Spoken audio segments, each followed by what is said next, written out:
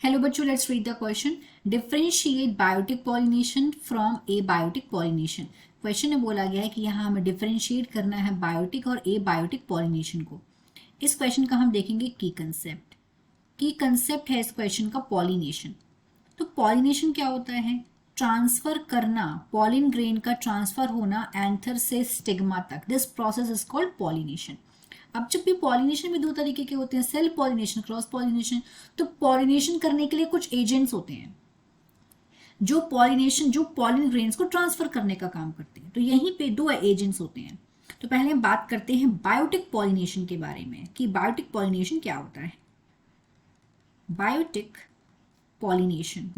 Pollination में ये उस टाइप का पॉलिनेशन है जहां पे जो पॉलिन ग्रेन्स होते हैं, पॉलिन ग्रेन को हिंदी में बोलते हैं परागकण. And what is pollen grain? This is male gamete.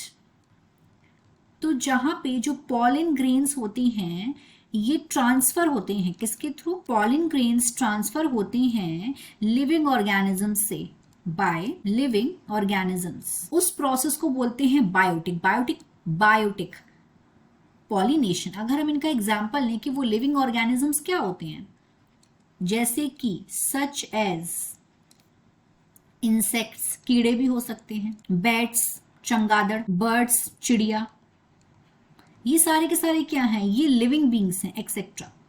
अब इन लिविंग बींग्स से जब ट्रांसफर होते हैं पॉलिन ग्रेन्स तो इसको बोलते हैं बायोटिक पॉलिनेशन.